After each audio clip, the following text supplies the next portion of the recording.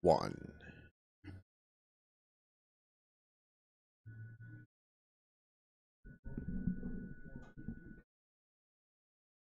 Moto Monday. How's it going, Joe? Good. You're on camera again. Yes. How do you feel about that? I feel great. Great. Ecstatic. Your face Can doesn't you say tell? ecstatic, I know. though. I know. I mean, I hear you saying the words, but your face doesn't say ecstatic. It's my goatee. You can't see me smile. Oh, is that to mask your true emotions? Mhm. I learn something new every day. Okay. Okay, good to know. Yeah, so we're up and rolling. Moto Monday. Get this shared out for everybody. Moto Monday 85. We're only 15 episodes away from the big 100. You know, they say most podcasts don't hit 20 episodes.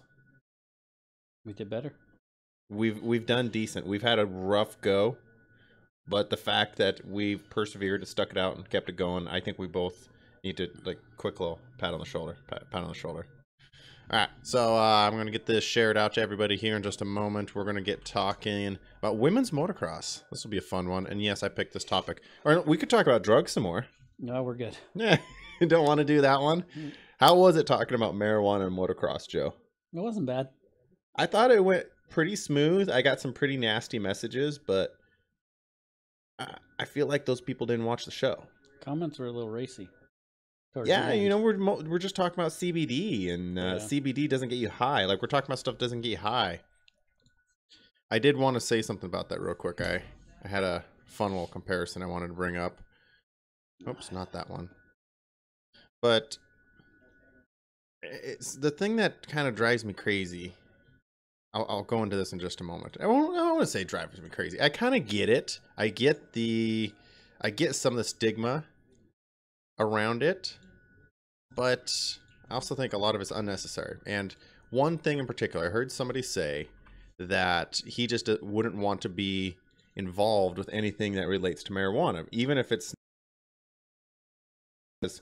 of the stigma surrounding the plant. And he's like, it comes from the same plant, and everyone just thinks of cannabis.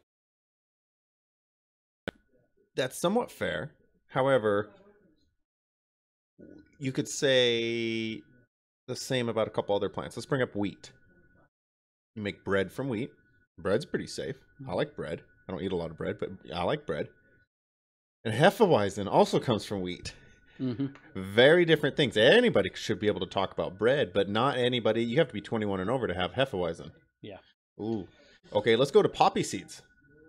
Do you know the poppy plant is where we get our poppy seeds for our bagels? And then we also get opium, heroin. Well, good to know. Same plant.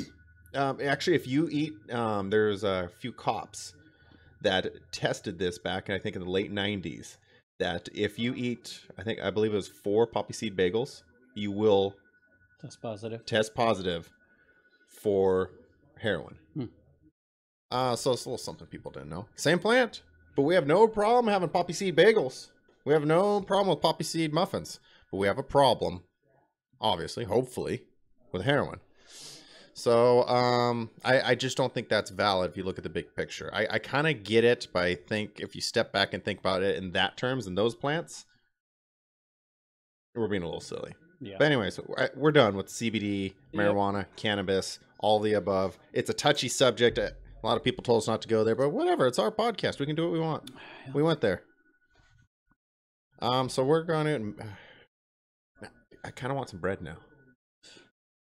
Me too. Eating a low-carb diet like I normally do, I really appreciate a good steak. Man, there's days like I just want an entire loaf of garlic bread. Yeah, French bread. Oh, French bread, dude. Butter. French bread on Moto Monday. Should we do an eating theme?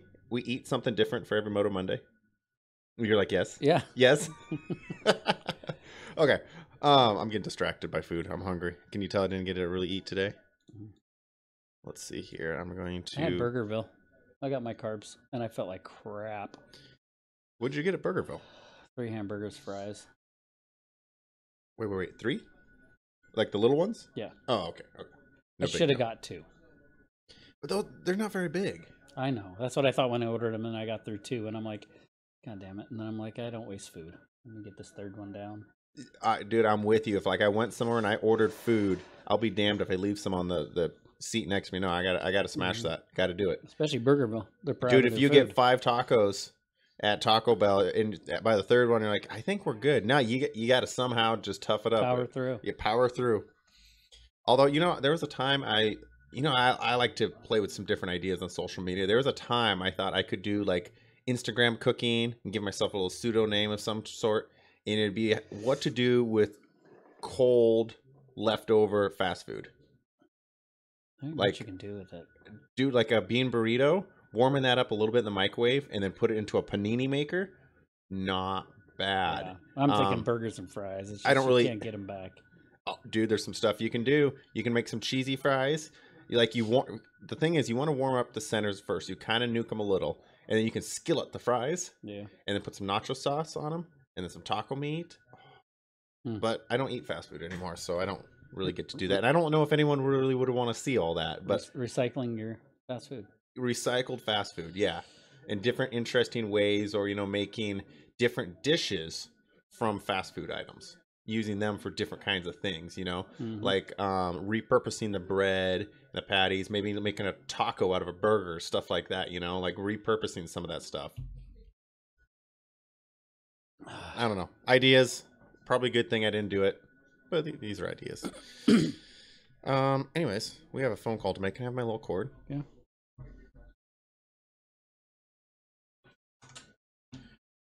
We're going to talk about women's motocross a bit. Not about cannabis, not about food. We're going to move on past the food. Even though, yeah, can you guys tell I'm hungry? Even though food is always fun to talk about. But we're going to talk about women's motocross because we're kind of in an interesting place in 2019. And I don't know where it's going, man. We don't have a U.S. National Women's Motocross Series. And we do have some fast racers, though. But I don't know. It's a weird spot. I feel at a local level, it's actually been growing. But where's it going to go? So I want to talk to a couple ladies who are involved in both racing and, promoting events for women's motocross. I thought this would be a fun one. And so we're going to start off. We're going to talk to local racer Olivia Beko. Can you raise the volume, though? Because we're going to... Yeah, pretty high for this one. So we're going to talk to Beko. Beko has been racing in the Pacific Northwest for a few years. I have actually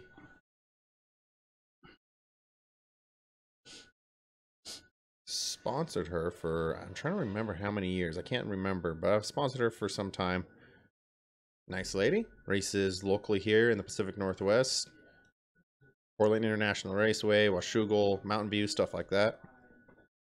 We're going to see if, hopefully I got the number right. We're going to see if she picks up and talk to her a little bit about women's motocross.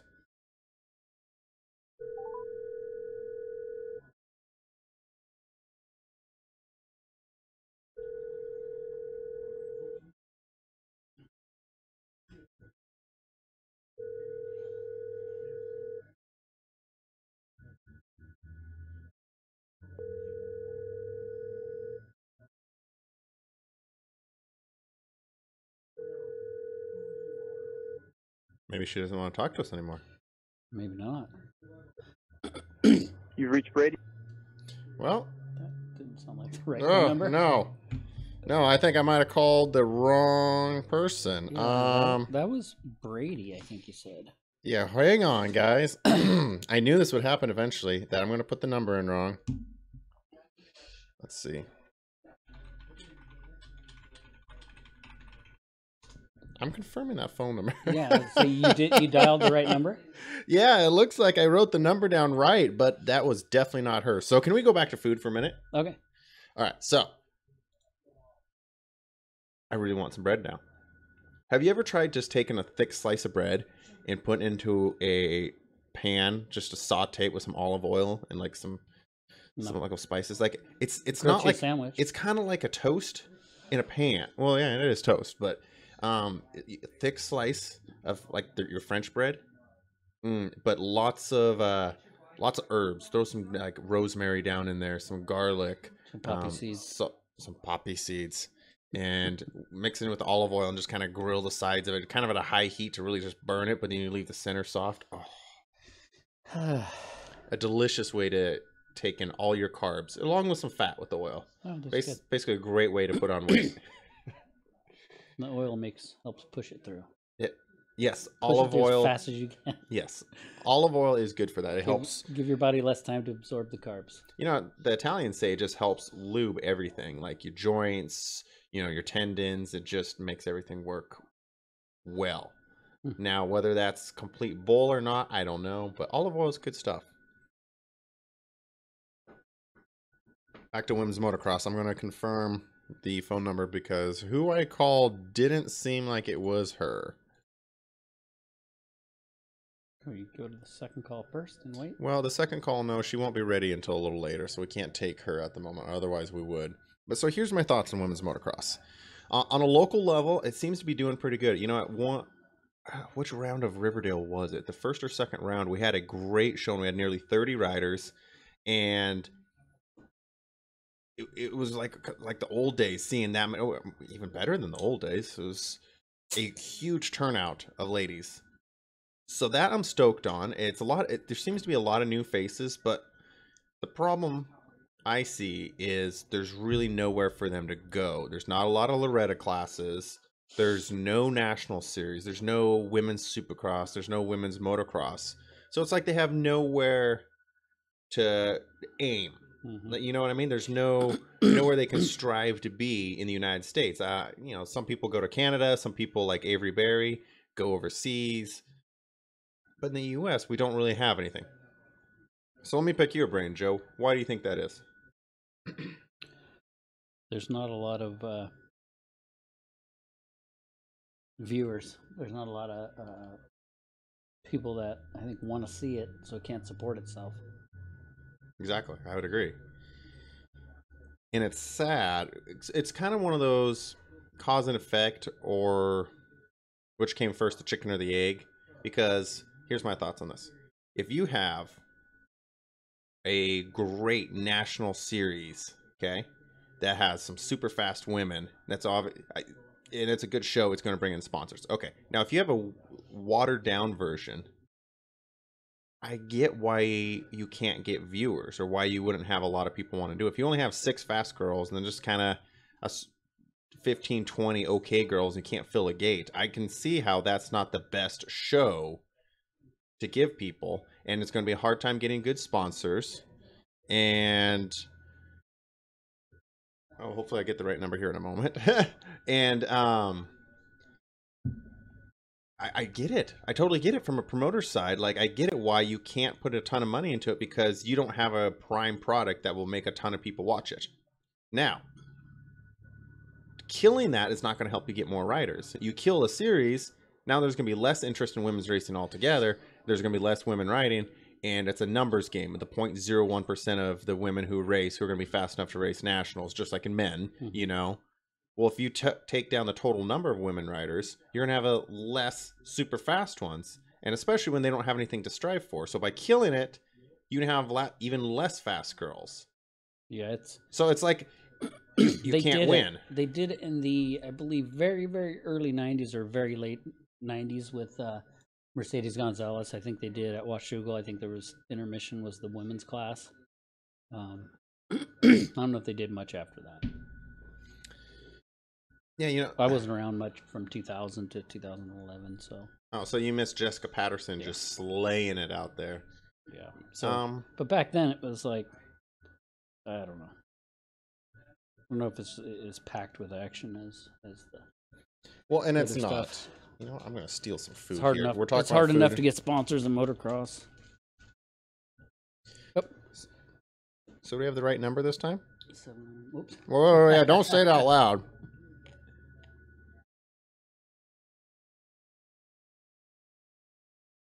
Nice. 1 digit off. Nice. Yeah. Okay. All right. So we're going to try this again. But how do you come back? It's like a downward spiral. You take away the nationals, you get less fast girls. But with not enough fast girls, we can't have the nationals. Yeah.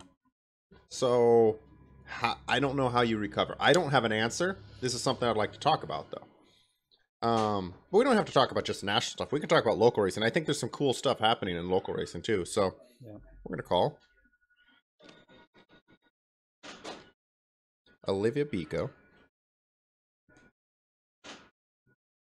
Dude, we should try out like different kinds of pepperoni jerky every week for Moto Monday. I'm way too hungry. I'm getting my carbs from this beverage.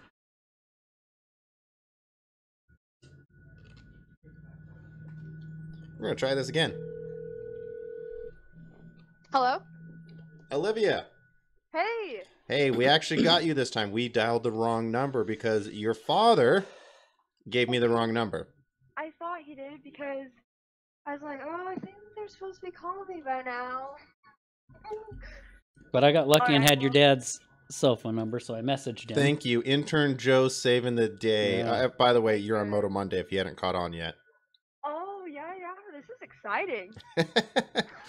Well, we're talking... Because, like, I watch Moto Monday, like, every so often, like, when I have time, because normally, like, I'm working late, but, no, yeah, I was like, sweet, like, I get to be on Moto Monday, that's pretty cool. Well, yeah. Wait, are we live right now? Yes, you're live right now. Oh, okay. Well, we're talking women's motocross today. So, all right. You know, you definitely fit the bill. We're talking to you, and we're going to talk to Kalyn Benaroya later. And I don't know, you're someone who has been racing around the scene here for a few years, raced around the Northwest, and you've had some pretty good success.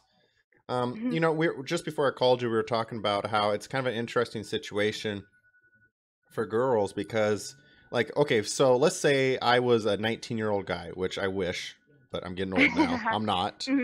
And I had a dream, you know, I wanted to go race the nationals. So I could go race the nationals. I have that opportunity, but and I would start off local ranks and then move my way up into trying to do some pros and try some bigger pro races here and there. Then I'll probably try something big, like going to Loretta's or going to, what is Ponca now called? The Fly National, and, you know, stuff like that. And then, or I guess Arena Cross died too. What do we have? What's the Supercross one? The Supercross Amateur, whatever. You know, I can work my way up until finally I have my opportunity to race Nationals or Supercross. For women, they don't have the same races ever since they killed the Nationals. I know. And it's kind of interesting you bring that up because, like, when I first started racing, it took me a while to, like, really get into it and get, like, some practice under my belt. And then once I got into it, I was like, yeah, like, I want to try to get my pro license, right? But so, like, I was, like, training a lot, trying to, like, race, like, locally as much as I could. And then I forget what year it was, but yeah, like you're saying, it just kind of died down. And I was, like, really bummed because, like, that was one of my goals. And then, yeah, it slowly kind of just died out. And then with, like, guys motocross, like you were saying, like, I feel like they just have more of an opportunity. So yeah, and I don't really know how to fix that because, you know, we're talking, I understand from a promoter's point of view, if you don't get a full gate of girls and you only have a few girls that are really fast, and especially when you try to compare them, I mean, no offense to the ladies out there racing pro, but if you try to compare some of our pros to, if you're out, let's say you're at Washougal and you had just finished watching Austin Faulkner hit the whoops. Oh, yeah. And then you watch the girls hit the whoops. Like, right. A lot of those guys are going to like, this is a good time to go buy a beer. And you know, I don't mean to be rude, but it's hard to compare when you have a 40-man gate of savages, guys, and if they're ran with the men, which is what they did for years, and then they went down to, like, it was like a halftime type thing, like they did the first two motos and they had the women's, but even then, it's like, I think a lot of just the casual fans who weren't really hardcore, really didn't know any of the names, are going to be like, well, they're not doing as many cool things over the jumps and stuff, and well, you know, they kind of will lose the interest. So I understand from a promoter's point kind of why it's hard to do it, but I feel like we should have more. We should have, I don't know what it would be, but I mean, what do you feel? I mean, you've been racing women's motocross how many years? Oh gosh, Well, I started riding when I was like 8, but and then I started racing when I was 13, so maybe around like 8 years. Okay. But I think what would be really beneficial, and I know the sport's like not cheap, but if some way we could find a way to make it more affordable to girls, 'cause like getting in like buying a dirt bike or just buying like knowing what to buy, buying the gear. I think that's kind of one of the biggest things that they might struggle with at the beginning, just Hmm. like not knowing what to buy. Because personally, when I first like got into motocross, like it took some trial and error, like figuring out, all right, what gear works, what bike's gonna work for me, what bike's gonna fit me, and so I think that would be really beneficial to make it somehow more accessible to girls. Just like I noticed, I think you did some type of training at Riverdale, Yes. right? And I think that's awesome because like we're just making it more accessible because it's so expensive to, try to do this all on your own, which I'm very thankful for like the help that I've gotten. I probably wouldn't be able to do it without like all the help I've received. So, So do you think it's maybe more important to focus on getting girls into riding and racing than worrying about like the big show at the moment? Or what? yeah, I think we should like start small and just focus on that rather than because then from there they have like a good like base. They have bike, they have good gear, and then there's that saying like look good, ride good. I don't know if I totally believe in that, but if you feel good like on what you're riding and in your gear, I think that gives us girls like confidence in a way, if that makes sense, to Yeah. like push and move forward and work towards like our goal. Yeah. So what do you think is one of the things, well, I wouldn't say it's one thing, but maybe a few of the things that kind of discourage girls to get into the sport? Because if you go to the track, I mean, we're definitely getting some more ladies out riding and racing. Hmm. A couple of the Riverdale rounds, actually, one round, I think we had around 30. So it's doing decent, but still that's 30 girls to hundreds of guys. Right, right. So what do you think is some of the stuff that's maybe scaring them off? Do you think it's the cost? Do you think they're not really viewed as something they can do, or are they just scared to figure out all the steps to go from I just got a dirt bike, how do I go race? Injuries. Yeah. Or No, yeah. injuries? I think part of it might be just like intimidation, because it's kind of it's definitely a gnarly sport. When I my very first race, I remember I was so scared on the line, just because I never raced, and so I didn't know what to do. I didn't know how it worked, and I think like um it's cool to see like other girls that have been riding for a while kind of like mentor them in a way, Mm-hmm. and maybe go out there and ride with them.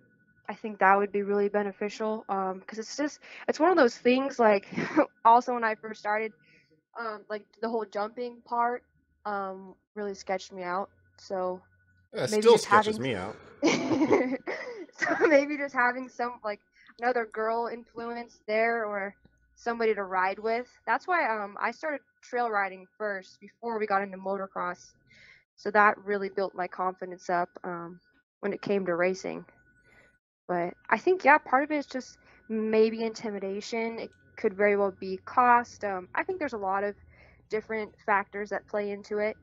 Yeah. Yeah, it's probably a lot, and it's not a traditional female sport. Like you could say motocross. I mean, motocross is not a traditional sport for many, but a lot of Hmm. people who are new to it kind of think of it as like the crazy sport, the crazy guy sport. It's kind of like fighting or professional Right. BMX. It's those crazy adrenaline junkie guys with their flat bill hats on sideways with their lifted trucks, and they go out and they get hurt every other weekend doing crazy stuff, and that whole thing, that persona might not be super attractive to girls, and yeah, it might be just super intimidating. Like, well, how do I even get into this? When in reality, motocross I think is a blast. Yes, it's Oh, hard. for Yes, sure. I mean we get hurt, sure, but that's because it's kind of dangerous, and having it be dangerous though is kind of what's fun about it. It's a challenge. It's a non-stop challenge Yeah. every time. And I think once girls like get into it, then they kind of, figure it out. They realize, wow, this is actually, a pretty decent sport, I was actually talking to Tori Thomas the other day Mhm. about like motocross in general and how I was telling her, I was like, Tori, like, what do you think we would do without motocross? Because if you think about it, if you start like a very young age and you've created so many like relationships and friendships, like where would we be? I don't know, like if we didn't know I don't know if you would still know Joe right now, without motocross. So it's kind of crazy how Yeah. many people like you meet through this sport and friendships you create. Oh yeah, So, I mean, I would not know Joe. I would not know intern Joe. Would have never met my buddy Reese. yeah. A lot of these people I would have never even met. It's really a rad sport. It really is a lot more of a family friendly sport than many people would guess. Mhm. And I think it's good for people. I think it's healthy. I know it's challenging, but I think it's honestly good for you. I think we need to Yeah. go out and do hard things. Don't sit around and be a do nothing, whatever. Not to steal Sit on the Ronda. couch all day. Well, yeah, I'm trying not to steal a Ronda Rousey quote of "do nothing, bitch," but it's yeah, don't do that. Like, go out and do something tough. And motocross is something that's tough. It's challenging, and it is actually a lot more family friendly than a lot of people from outside of the sport really get. And Yeah. I think a lot of ladies would have a lot of fun with this. I think we're just having a hard time getting them attracted to it. Right, and I think that's one of the biggest things is just getting them started, and then but then like once they start, like once I started racing, I loved it. So Well, I agree yeah. with your opinion on we need to get more people into it. That's why I like kind of like what the Dirtastic is doing and getting Yeah, that's awesome. and that's actually who we're going to call next is Kalyn, Oh, who is one of the sweet. people who started that. And I like that. It's a way for girls to get together and to Mhm. ride, and they're not hanging out with their boyfriends or whatever and them tutoring them. They're working with each other, and Yeah. I think that's positive. And yeah, different programs like free riding clinics and stuff to show people the ropes at really no cost of how to ride and how to race, what the steps are. I think that would be a good way to draw more in. And I would agree. I think that's what we would need is just ways to get more girls just try it out, give it a shot. Yeah. Yeah. Kind of like just a day for them just to see if they like it or not. Yeah. For sure. If I could afford like 2 dozen XR100s, man, I'd even bring the bikes and the helmets for them. I know, right? Yeah. That'd be sweet. Although I don't know if I could keep them all running. I'm not the world's best mechanic. I'd probably start losing the carburetors off all of them. But hey, I'd give it a shot. I would give it a shot because you know Hey, how cool yeah. that'd be if we could have all the bikes for them too. That would be so sweet. So, all right. Well, I'm gonna have to let you go in a minute, but before I do, how are you doing? Are you doing any racing this year? Yeah, I'm gonna try to as much as I can. I'm currently in school right now, so You're going the but school route. oh yeah, oh yeah. I'm taking anatomy and physiology, which is all about the body, but hopefully. What are you going to school for, if you don't mind my asking? So I'm planning to go to school for nursing, Okay. and I'm hoping to apply within the next year or so. Oh wow. So yeah, but no, I still plan on racing whenever I can, because I feel like it's something I'm always going to be doing, even if I don't get to do it, every weekend. But it's something that will probably stay in my life for quite some time. It's an Okay. awesome sport. Nurses get great medical benefits, Yes. which come in handy in our sport. Which come in handy. For sure. Ain't that the truth? I was gonna say you've probably seen enough X-rays, Yes. so you know about physiology. Yeah, she just has a better understanding of what's going to happen when she hits the ground. Yeah. Yeah. Okay. Well, wow. I guess I didn't realize that. How? Once again, if you don't mind my asking, how old are you now? I'm 20. 20.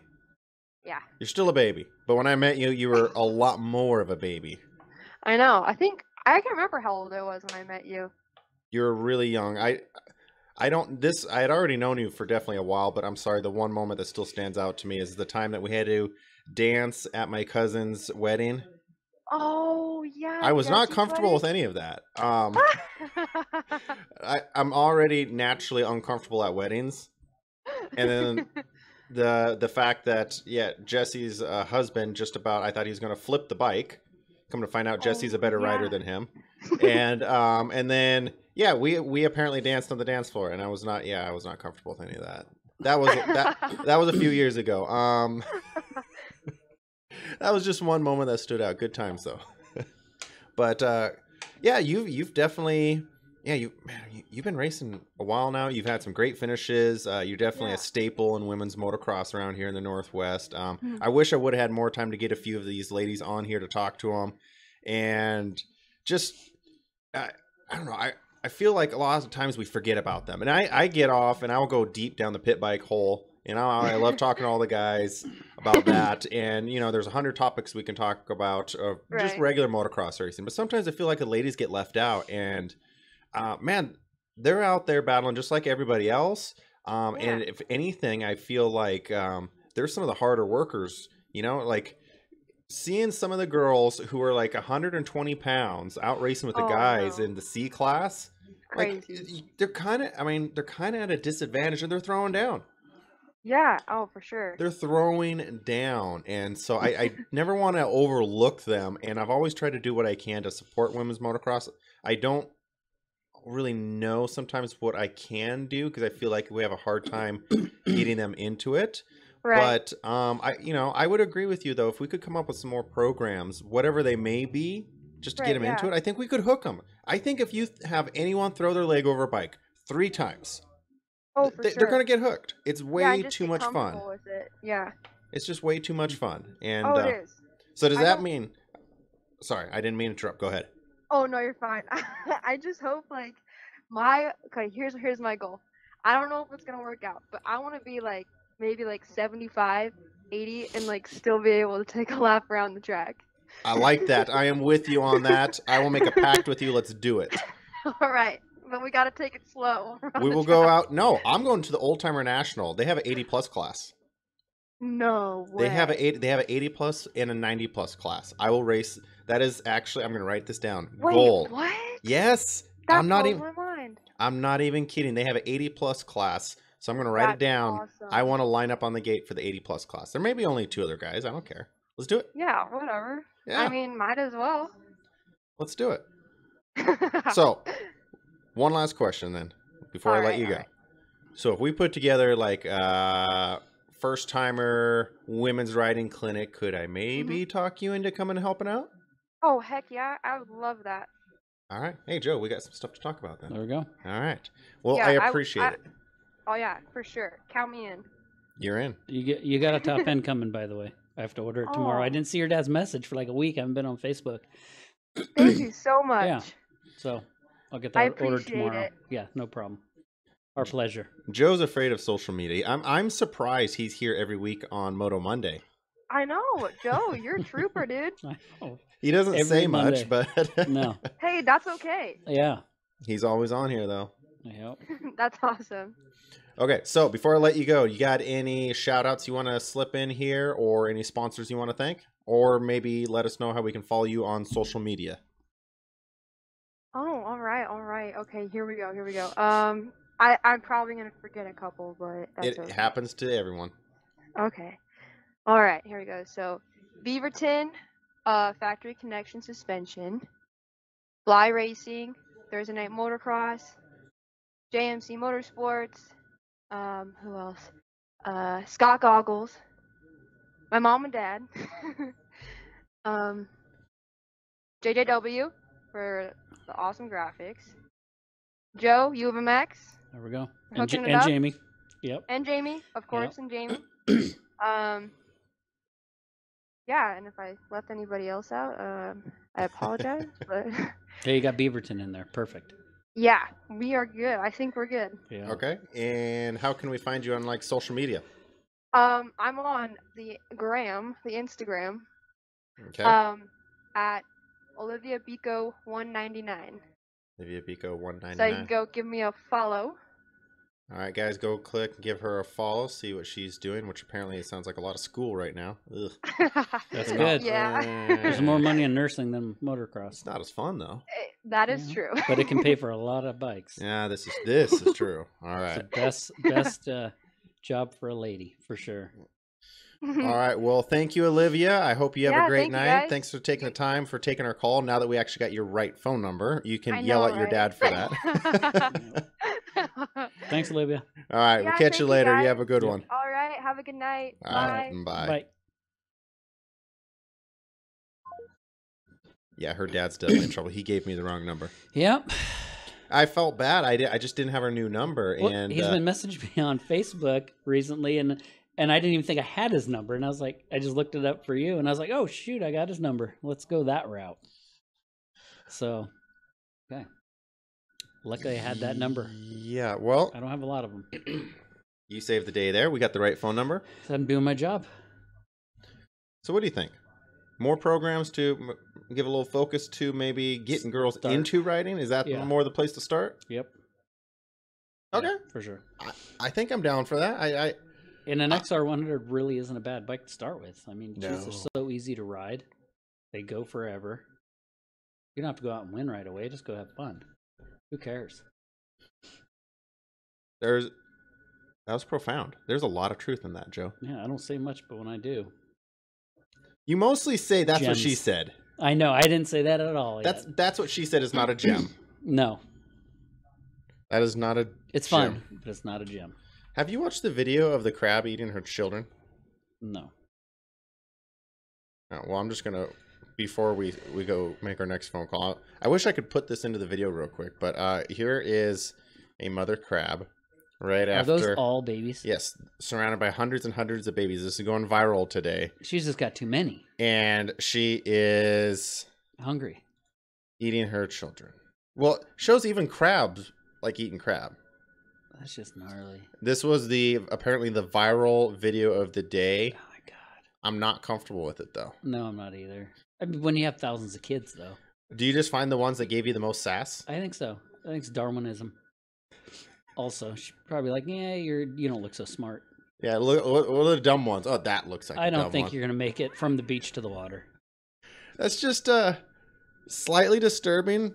We could probably come up with funnier comments to make about this next week. Kind of like growing your own food. Okay, that's getting weird. We're done. Hey, Okay, we're gonna make another. Portlanders would be all over it.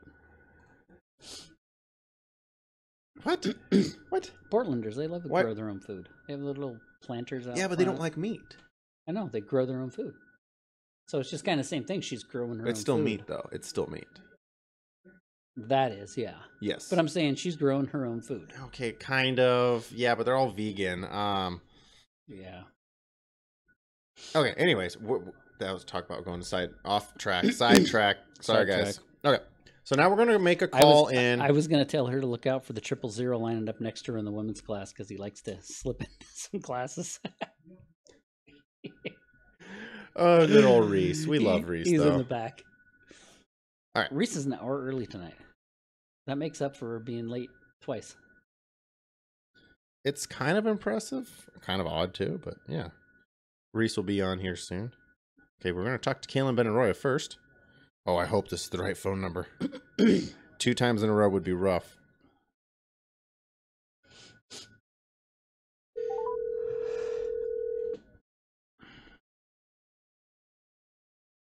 Hello, this is Kalyn. Hello, I got the right number. This is Justin and intern Joe from Moto Monday. How's it going? Good, how are you? Man, so I always talk about I'm going to do it, and sure enough, I did it. I screwed up. We just talked to Olivia Beko, and we called the wrong person because her dad had 1 digit wrong in the phone number. Imagine if that guy would have answered and he I know, actually it was started talking to us. It was some guy, and I immediately just hung up like, nope, It was a voicemail. You got wrong lucky. one. Oops. Yeah, it was a voicemail. Well, yes, you have the right number. There were a lot of 7s in it. I know it can throw you off. Yeah, I almost thought it was like that might be a typo because that was a lot of 7s. Yeah. Well, thank you for taking our call. Yeah, thank you. How's talking- it going? Oh, it's going. We're talking women's motocross, something that me and Joe will never get to do. Because No. guys. We hope. Well, I don't know. The way society's going, man, I feel like we might have a chance. We might have. Yeah, we might get You to never wrestling. know. Did you just see that a couple world records were broke by were they runners who were transgender? No, that's pretty wild. Yeah, I saw. I don't watch the news. However, I do get these Facebook things, and apparently some record got set over. I think it was in Europe or something, and by a transgender runner. Cool. It's like, That's awesome. Okay, I don't Shake- really. shaking things up, you know. Uh, We gotta keep breaking world records. I like how that's your response to that. That was Right? very professional. All right, I back think to it's women's cool. motocross though. Yeah, back to women's motocross. We get sidetracked a lot. We were Squirrel. we were literally just watching a crab eat her babies 2 minutes ago, and That's not awkward. and then we were talking about how we like to cook her toast when we started the show. So yes, back to women's motocross, which is our topic for the night. So you got a little bit of fame this year, being featured on the Makeup to Mud. And can you, before I go any further, tell me what's the proper way to pronounce your last name? Benaroya. I had it right. Okay. I tend to butcher names from time to time, but I had this one right. Yeah. So you got a little bit of fame. You got on the Makeup to Mud. First, how did that go? Well, it was awesome. I was nominated by a friend last year, and I got the call this summer that I was selected, and we filmed in October, and then we aired at A2, and I hadn't seen the segment. I actually didn't have any visuals on it until I got to A2 and sat in the RAV4 at Toyota. So they didn't show you any preview or how they edited it? Nothing. There was zero. I had no idea what they were going to create, and I was blown away.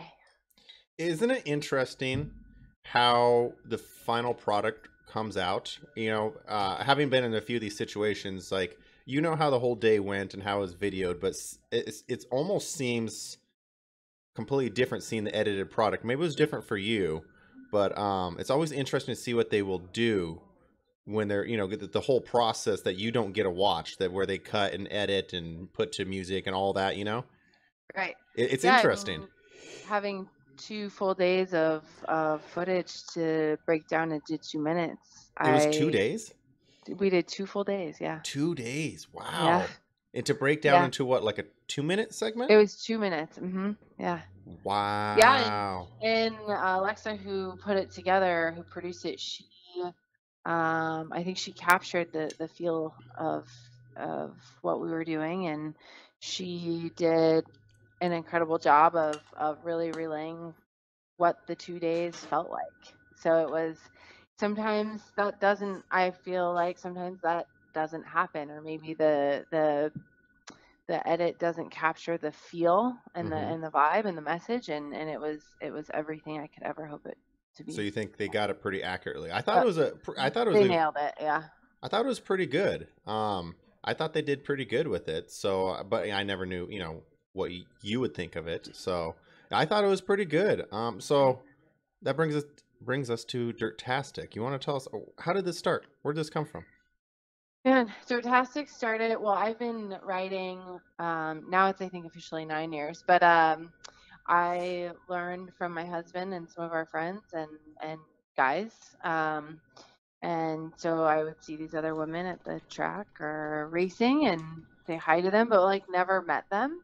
I never actually rode or hung out with them. And I've been a competitive athlete in other male-dominated sports in my life, and kind of had similar experiences with that, being the female with like the group of guys, and which is awesome. I think that's why I've been able to be successful in a lot of the sports I've been in, and learned a lot. So I started, actually I blew my knee out twice in a year. I think it's now like 4 years ago, and so I was super bummed. Wasn't racing anymore, and started mountain biking. And Hood River has a really great women's community of mountain bikers, and started feeling how that was to go mountain bike with with women who were getting after it, and that was the real start of it. It made it really fun. I made some new friends and felt confident in what I was doing, and I thought that dirt biking needed that. So here we are. Dirtastic And was here, born, and we started with some just women's get-togethers and rides, and there was the Essence of Dirt event that was put on at Washougal a few years ago, and that's where I came together with a lot of the coaches who are currently coaching with Dirtastic, and we had a blast. So I definitely give credit to that event for bringing us together and helping Dirtastic turn into where we are now. so what would you say is your goal with all this? Is it just to get more ladies riding? Is it to just have kind of a unity? Or I mean, what would you say you're trying to really where you're going to go with this? We had a good talk with Olivia Beko just before I called you. You know, she's been racing motor. I don't know if you know her. I don't think I've met her yet. Okay, so she is. Man, I just realized while we're talking to her how much of a baby she is. She's 20. I've known her for years. I was like, oh man, I didn't realize I met you when you were literally a baby. But she's a very quick local racer, and she's been doing motocross for a few years now. And we're talking to her about how there's like really no women's nationals, and that she does off road too, but we focus most of the talk around the motocross. But there's really no nationals. There's nothing to really strive for anymore. And I don't really know. I'm a promoter myself, and I don't really know a good way to tackle that issue, because if you can't get a full gate of women's racers, I understand it's tough sell for sponsors, And Right. however, I really like something she said. She's like, well, I think we really need to focus just getting more women riding and racing and just doing it, and then they're kind of. I think the rest will come, and I like that. I mean, do you believe that? Do you think that's the best thing we could do? I kind of started off the show talking about the top tier stuff, but I don't know if that even matters as much as just getting people riding. And that's one of my big beliefs for anybody, male, female, or otherwise. If your dog could ride motocross, sweet. I just think, especially in 2019, in a society that I feel like is getting more and more wrapped up into their electronic devices, they're forgetting how fun and how good for you it is to go out and do something hard. And my or something challenging. My personal choice is throwing a leg over a dirt bike, and I think it's good for you. I think it's genuinely good for you. It's a lot of fun, and I think a lot of people are missing out. I'm sorry if I'm going on a rant on all this, No, but I totally agree with everything. I think it's a fantastic way to solve a lot of problems. yeah, Just going out for a ride, just going for a ride. Yes, just going out for a ride, whether that be trails, whether that be motocross, whether you're racing or not. I think we just need more people to throw a leg over a dirt bike, and more than just once or twice a year, go out and ride. Do you think though that's the best thing we could do for like the women's motocross community? Is just Yeah. focus on getting more people into it?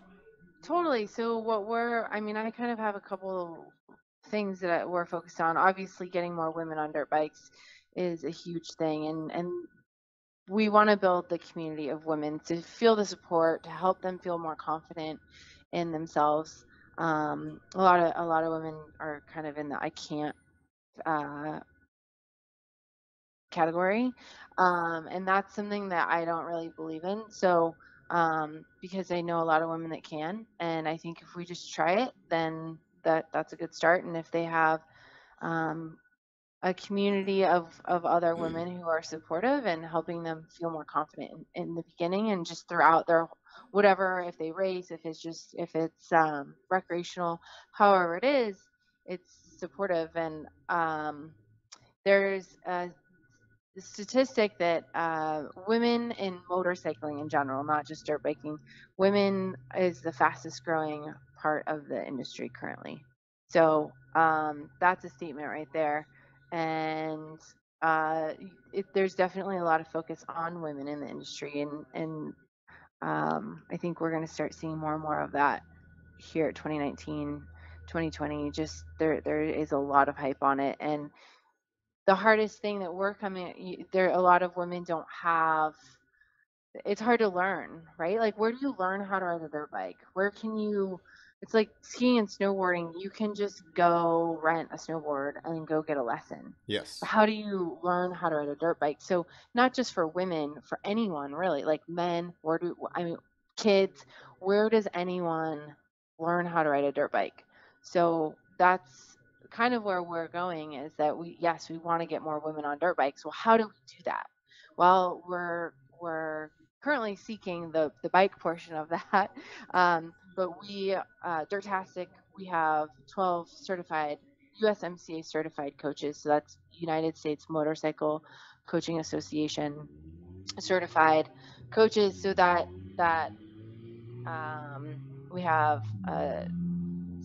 we're all background checked. We all have CPR, first aid, heat wise, heart wise, and concussion wise certifications.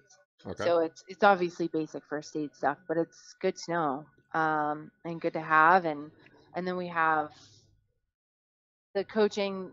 The 101 is where we're at with the USMCA, and that will grow. We're Dirtastic. Our coaches are within the first 100 coaches certified through this organization, and so there you will start seeing a lot more of the certified coaching, and really the push for how do we get more people in general on dirt bikes.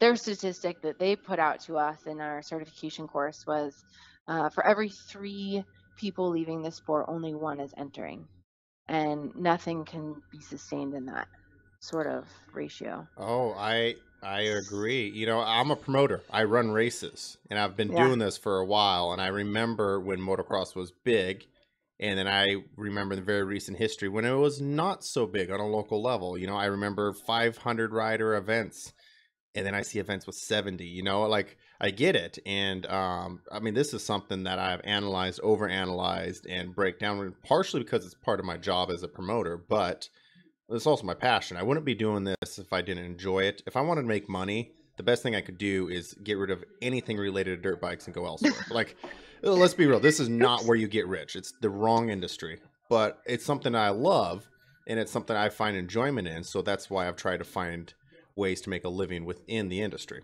You know, I've had to start up practically 9 different businesses just to make a living. But, you know, you got to do what you got to do. I thoroughly enjoy what I do. One will take off, right? Certainly. Well, you know, you get a little bit from each. You know, I'm a traveling announcer. I manage, you know, I races at 2 different tracks. I have a clothing company. I own a graphics company. You know, a little bit of, we have a podcast. You know, we do a little bit of everything all together. You know what? I pay my bills and I go out and have a good time. And I have a copious amount of pit bikes in my garage. So, you know, I'm happy. And are you having fun doing all of it? And I'm having a blast. I'm having a blast. Isn't that the most important part? It's crazy. Like, and I don't have, you know, plus a little side bonus, I don't have to answer to a boss. That's always fun.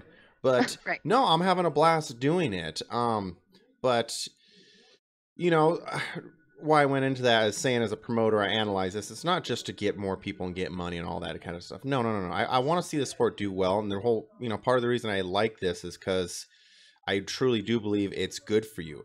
And I really want to see it do well. What are some of the quotes, Joe, that I've said on here that, you know, if I die knowing I got 5 more people on dirt bikes and 5 less people playing Xbox 4 hours a day, you know, like I would not, some people hate on me for hating on video games, but like, there's nothing wrong with it. Maybe just play a little less and go and actually ride a damn dirt bike and just don't just sit in the house, you know? I mean, it's cool if you can like beat the video game, but what's cooler than going out and like actually being on the machine, right? Where you have to like, use both your brain and your body and work, you know, synergetically and get your with endorphins up and your serotonin levels and like all the good stuff.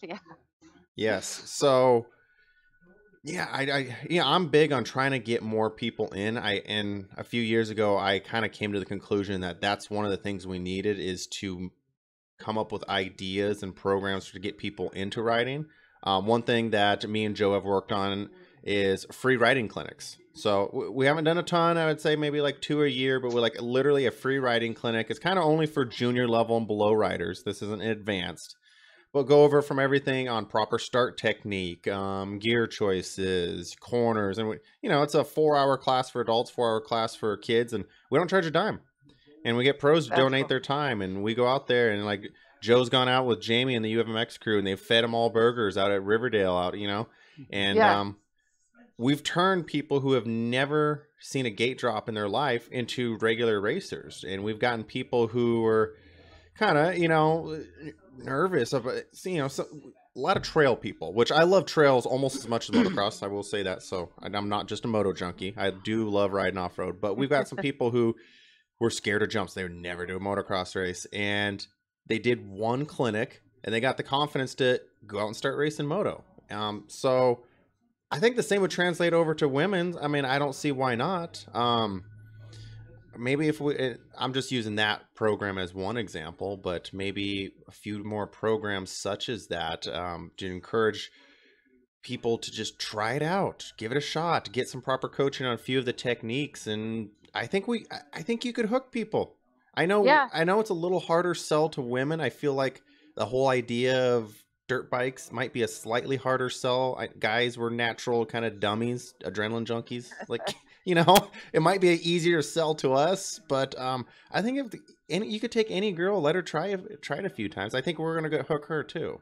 I mean, do you Yeah, agree? I mean, I agree with that completely. I think there's, um, just some basic hangups for women that they feel like they can't, or, a lot of questions I get is, oh, because it's women's only, and we're not dude haters or man haters. We just, it brings a whole different vibe to the whole event or the whole thing if we are just women, because we it's just it's just different.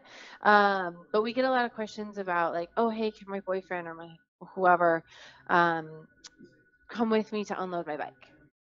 And my response is always like, well, I mean, yeah, if you really want, but like, why, we can help you. There's going to be a lot of us there, and Yeah. we'll be there to help you, and maybe we'll actually be able to teach you some tricks to help, so that when you don't feel like you have to have that one person there.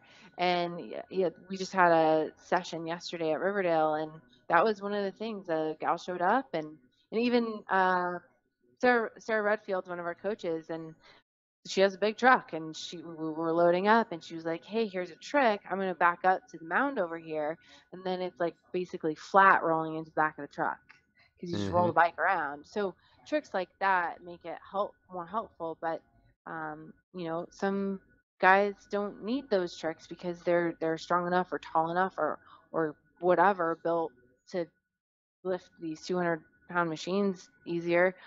However it is that holds us back. I mean, I think that those little things some women just don't know about. And so if we can share that and build the confidence that they can do it, or find Yes. we have a lot of tricks that we as females have to figure out to be able to do these things, because maybe we aren't strong enough to lift up the bike, just pick it up, right? Like, Yeah. there's tricks. Oh, And definitely. there's a lot of, I think there's just a lot of hangups that maybe men don't think of, that women are more we're just maybe naturally a little bit more cautious sometimes. Not everyone, I'm just speaking kind of in general. Yes, generalization here for sure. I Yeah, mean, like, let's be there's real. like, The average 180-pound man can load his bike a little easier than the average 128-pound female, and different stuff. probably, I mean, yeah, just like if we were just to take a person off the street, here, put the dirt bike in the truck, yeah, So, totally. And then there's another problem, that a lot of women end up on, like, really heavy bikes, heavier than, like, I don't know, maybe not modern lighter bikes, because it's just what they get. So little that's something XR too. 400. Yeah, or like, I don't know. I'm not really good with. I started as an adult. I don't know all the bikes, but I know there's what is it, the 230.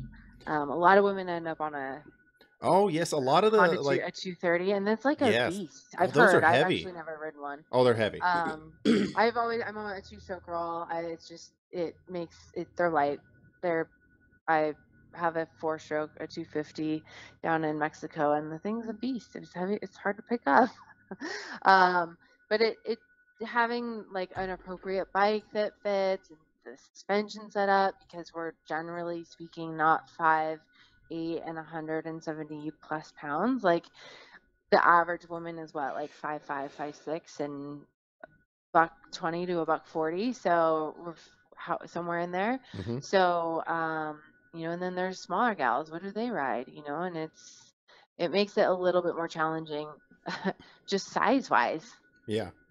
So, but I think there's going to start being more of a change. Social media is really great for this.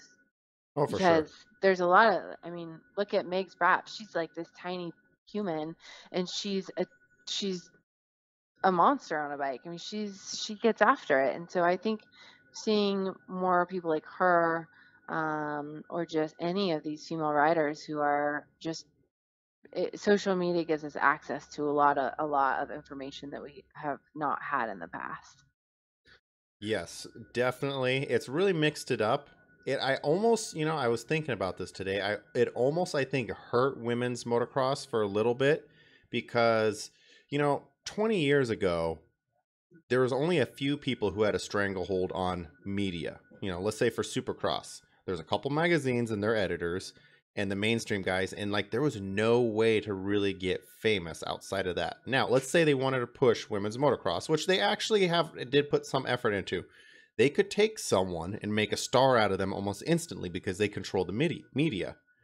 Right. But then once it started getting spread out, they kind of are losing their control. Case in point, Transworld Motocross is no longer. Like the major media company, who would have ever saw that coming, Like the major media, is just kind of dying down. You got a kid like Carson Brown having as many followers as major magazines. It's really mixing it up. And we're talking about, like, I'm going back to like the top tier, like women's racers for a moment. But, we don't really have a series. I would love to see a national women's series. I just don't know what it'd take. But I'm kind of feeling like maybe a great way to start would just be get a lot of women into it because, even in men's motocross, like it's the 0.01% that make it to that level, right? Right. Well, the more women you get, the more 0.01% riders are going to be. It's a numbers game, right? You're going to end up with a few more faster. And I think maybe if we just bolstered up the numbers enough, we'd naturally end up with those few who got to that level. And maybe we could have enough women top level riders to make a show again. I don't know. I'm trying to look at this from both sides. But, I'm not sure the exact answer. I'd love to see that just so some of these ladies who do have the dream to make it big actually have somewhere to go, an outlet, somewhere they could go. And yeah, I think it's really possible just getting more. I like you said, getting more numbers, because then there's more. There's just more.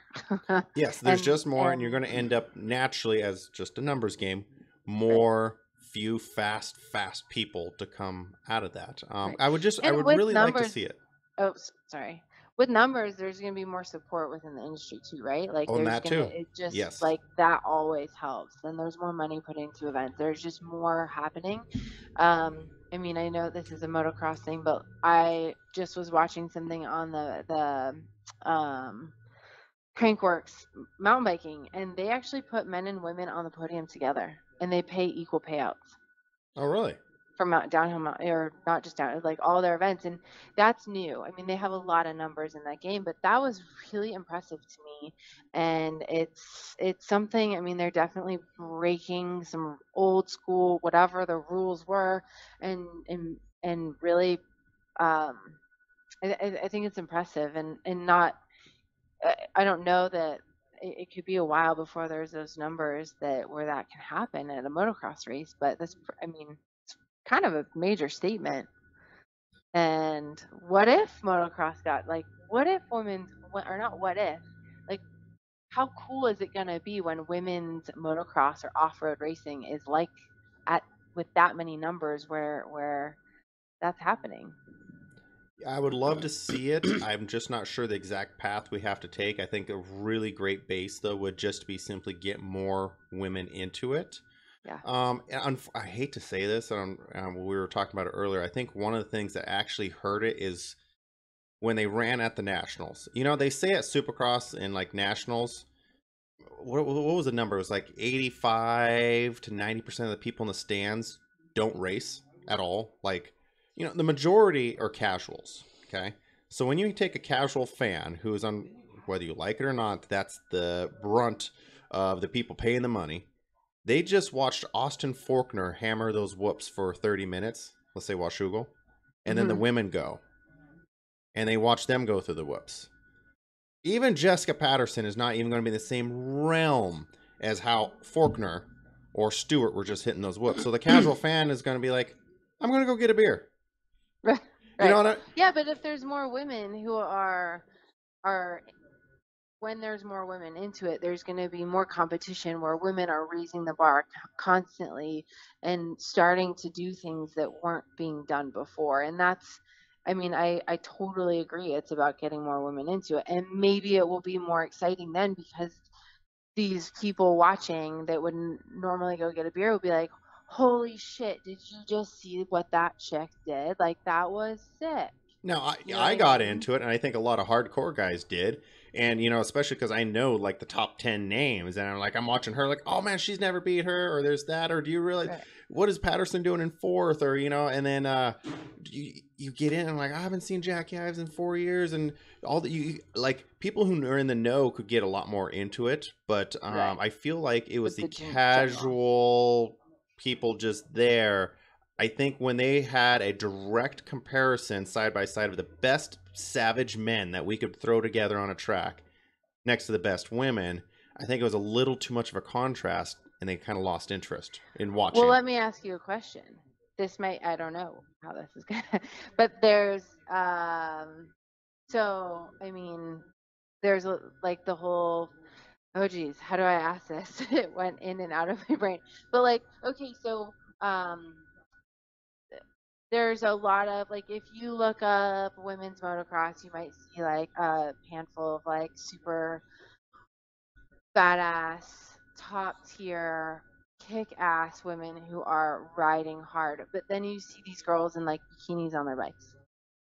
And like that to me isn't the right visual for, I mean, I get that that's part of part of the industry and the monster girls, but like how do we change that?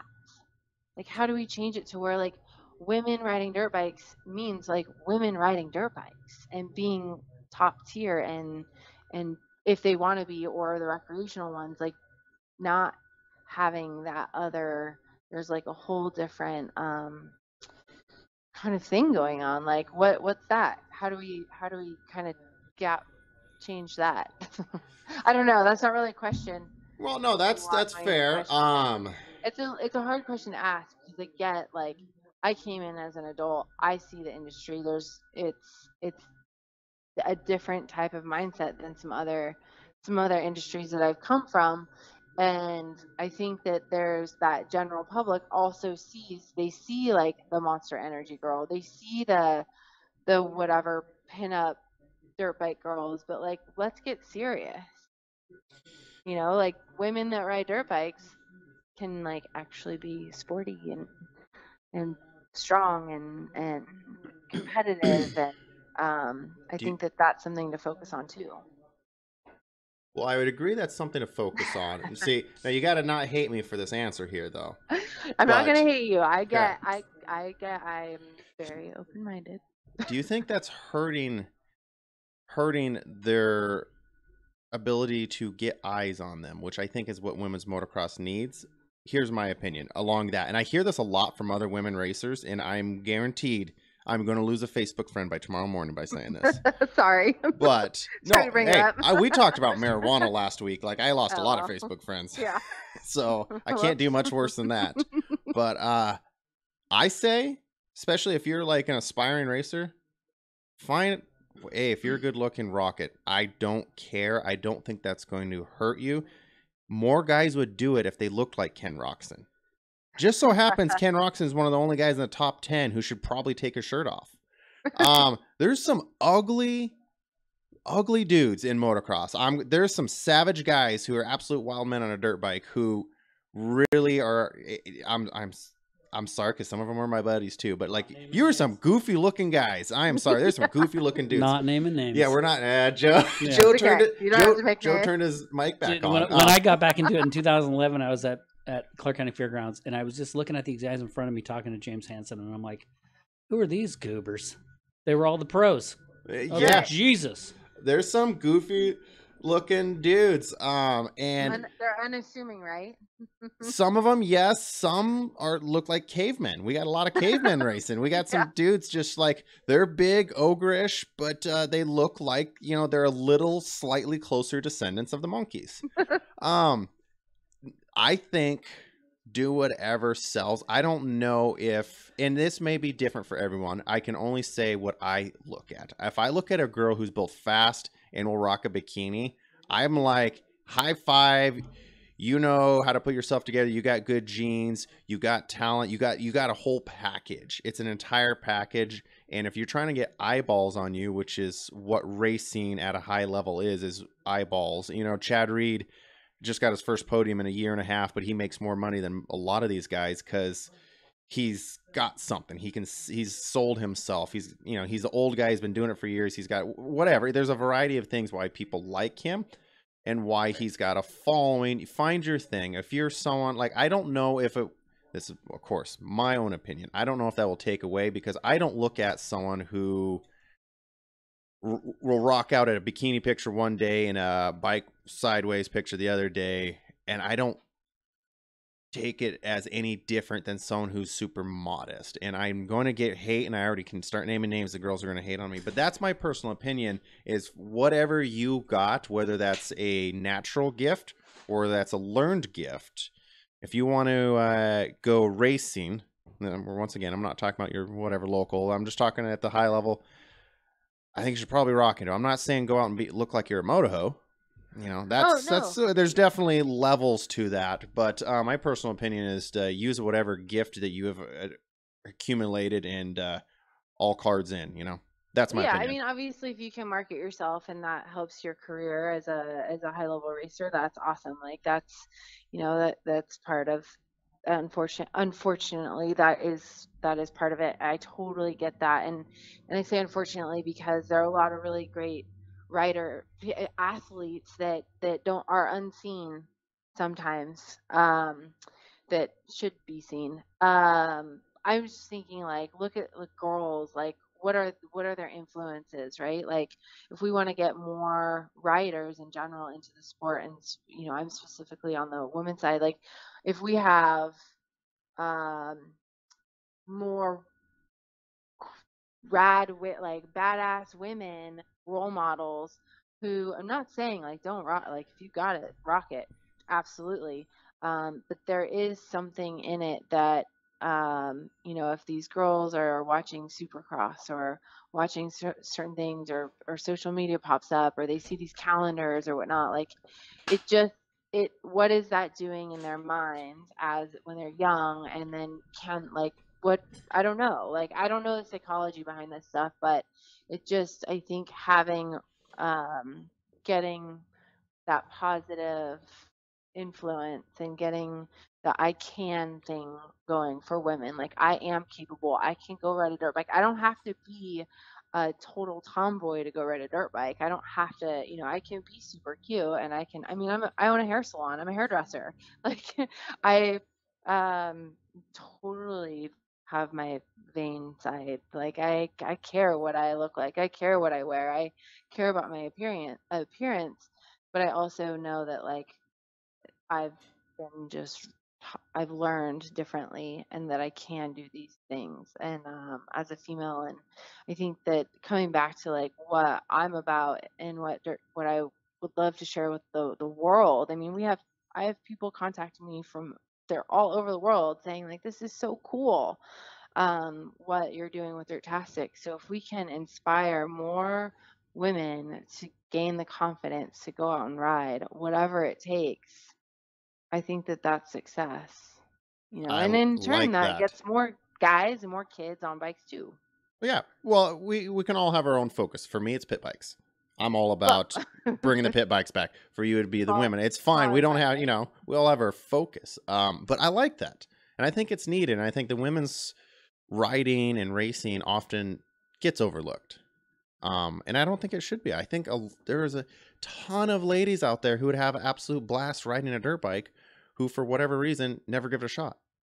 Right. Like, you're Well, missing out. then how do they even try it? Like, that's really what we're up against. We need a How do you- trailer full of 20 XR100s. That's what we need. Or like, how about a trailer of some 150s, like actual 150. bikes? Okay, Like fine. big Let's bikes. okay. We'll find. Look, Like real dirt bikes. well. Okay. That- If we're gonna have that are, first like- timers, let's not give them a lot of horsepower. Okay. I specifically remember 2013. It was July, and I stuck a girlfriend of mine on an XR100, and I was showing her around the track, and she throttle locked that thing, and I ran for everything I was worth. She's stuck in first gear, and I could not catch her. And she slowly creeped away with me, throttle locked the whole time. It was like watching a train wreck in slow motion. And she launched off a berm and did a Superman. And in my heart Like- sinking, like I should have got a slightly slower one. Your first time, let's start Or I slow, guy or should've girl. Maybe given her a little bit more information. I kidding. I know. I was just like, maybe I could have done better. Oh, for anyone, Well, then- guy or girl, start But slow. then that's why we have Start slow. clinics that Yes. we are. So we saw, like, oh, we have these women's rides that we're doing, and like, okay, so we have no idea where people are coming from, where they're learned, but man, I think that we need to kind of give them some information of like, I don't know, where are the brakes and how do you use them? Yes. And what does the clutch do? Or like, I mean, there's women that we've had come to our, and I laugh because I just think it's like wild that they were good.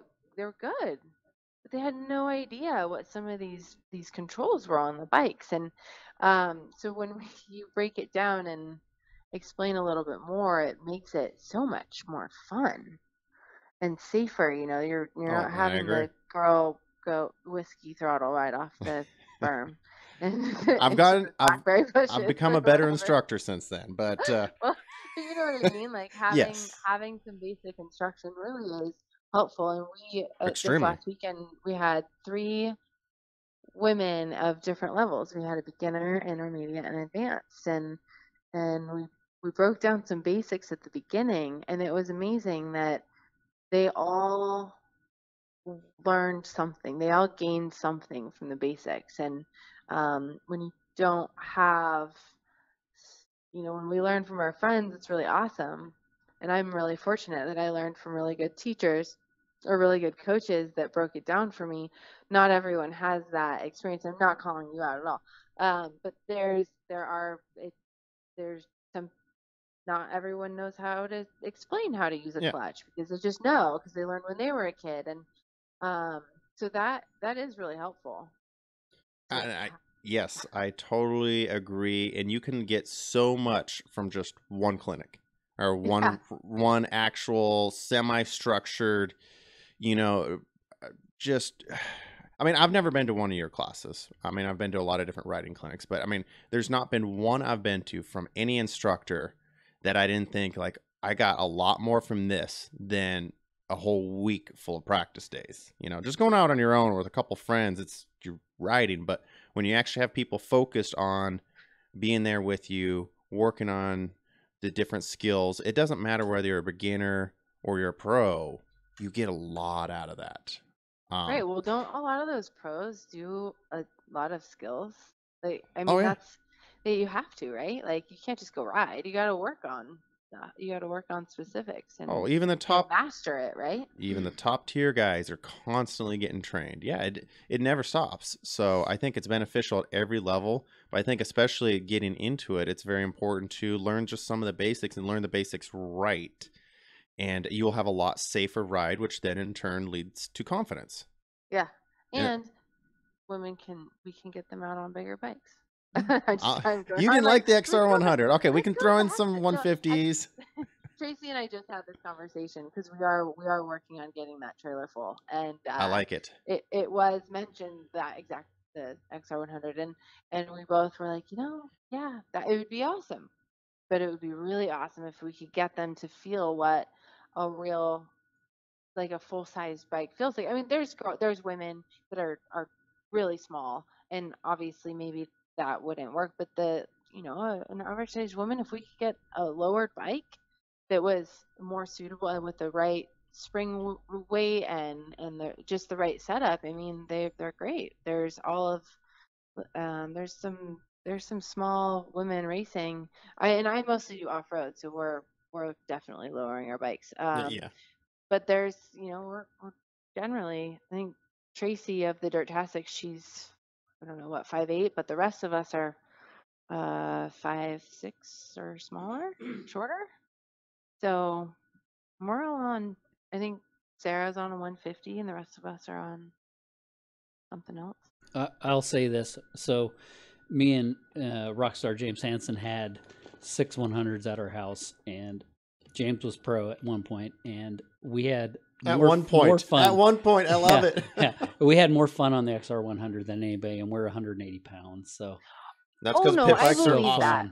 Yeah, I believe that, so but easy that's to also ride. you know what you're doing. Yeah. You're like a little different. I think Nothing funner. we're coming from, it was like, obviously, I mean, I learned on a KX100, so I could touch. It was tiny, And I was but gonna then say, that's girls like what, like a few rides, and then the gal's gonna progress into something, need maybe something a little bit more size appropriate, just for like normal day-to-day riding. Yeah. Not, I but mean, the fun riding for sure. Any bike. Yeah, fun. for learning, the XR100 is amazing. Well, like I said, we're 180, 5'10", 5'11". James is like 6 foot. You're talking to a couple of guys who really love their XR100s. You got to be careful here. Yeah. Hey, if you have a trailer full of those XR100s, I know of a really cool place you can bring them in June and share them with some ladies. So we can teach what's them. going on? Hey, we don't have we're many gonna have left. to let you go in here in just a minute. James so this is I had to sell mine for UFMX funding. This is a great time. Like I said, we've actually been running a little late, so we're gonna have to roll here in a minute. But this is a great time to let us know what is happening. And you said June? June, yep. So what's going on? Dirtastic, we have our main event June 1st and 2nd. It's a 2-day event at Washougal. It's women's only, and it's not just at the motocross track. What you guys know, Washougal has grass track. They have trails all around the property, and I think we'll have a little enduro cross section set up. We will have the track running as well. It is ladies only. We have a 200 women limit, so and those tickets are going quite quickly. We have motorsport.com as our title sponsor, so they're definitely throwing down to make this a rad turnout and a super great event. And we'll have clinics, we'll have free riding, we'll have music. It's about community. This one's about building community. Obviously, if we can get some new women on bikes, we'll be there for them. And then we have a couple other sessions beforehand that are more intimate, smaller, more like all about the skill building. But the main event at Washougal June 1st and 2nd is our big bash for the year for 2019. Right on. Well, how do we get more info on what you guys got going on this year? This is where we get all the web plugs, like your Instagram, Facebook, Twitter, anything you got. How do we get more info on what you got going on here? Our website is dirtastic.com. It's DIRTASTIC. And all the information's there. And then also on Facebook is at Dirtastic. And then Instagram, we have at dirt.astic. A little complicated on that one. And that is, I think we don't have Twitter or any of those. That's good. I'm protesting Twitter at the moment, so I'm okay with that. Yeah. What about you? If anyone wants to follow you, or do you not want a bunch of creepers after tonight? Oh, no, I'm fine with followers. I am at Kalyn Benaroya on Instagram and Facebook. And I also have a hair salon called Clutch Hair Company. Quick which is little also plug. on Instagram and what was that? I said quick little plug. Yeah, quick plug. I mean, it's called Clutch. It's from dirt biking. I like it. But yeah, no, the more people that know about it, what we're up to, the better, and the more we can get the community built at all levels. Yeah. of women. So yeah, thank you so much for inviting me to be on here tonight. And Of course, we could have actually went a lot longer too. All sorts of fun Yeah. stuff we could have talked about. But yeah, Tracy has actually been on here before. She got to be Yeah. here in person, and her and Tia. And I'm I glad know, I we're. saw it. Yeah, that one was a hoot. I was them talking right before we turned the camera on. I'm like, I don't know if we can turn the camera on right now. They were already having way too much fun. Oh no. But it was it was a lost you good guys. time. I'm glad we were able to get you on, and I appreciate the time. Any final words of wisdom before we let you go? Oh no, I lost you for a minute there. Oh, are you still there? I'm here now. Okay. Yeah. Okay. But so I lost you and Tracy, but no, super cool to connect with you guys, and appreciate the support for women and what we're doing with dirt bikes. For sure. And I like what you got going on, and I hope this June works out great for you. You guys go check out Dirtastic online. And if you ever see Kalyn around the track or the trails, make sure to get her autograph. She's famous now with everything going on. And once again, thanks for the time. We got to get going. We're going to start our after show here in a few minutes, and I hope you have a good night. Awesome. Thank you so much. All right. Take care. You too. Have fun. Have a You good too. night. Bye. We could have went another hour. Mm-hmm. This is a topic we haven't really got onto, so like there's plenty stuff we could talk about. But yeah, no, we got to get out of here, guys. We're gonna go over to Facebook for our after show here in just a few. Thank you for watching. This has been Moto Monday number 85 with Kalyn Benaroya, Olivia Beko. So glad the other guy didn't pick up when we called the wrong number. Right? That could have been interesting. interesting. Really awkward. He'd be like, "Who's this?" You're live on the air. What do you think about women's motocross? Yeah, what do you think about women's motocross? That could have been really hilarious or really bad. Next time we should just... Yeah, it was voicemail, though. God, we would have just answered. No, that's Would've just... been 2 hours in, Listen, I'm glad you didn't. So, guys, go check out 110 Clothing, ONE10clothing.com. Get some of these fresh threads. Joe, you're not wearing any, though. No. You're wearing your Rockstar Husqvarna stuff. That's fine. Yeah. It was a leave behind. That's fair. That's fair. And I backed myself down into a large for a little bit, and I'm still struggling.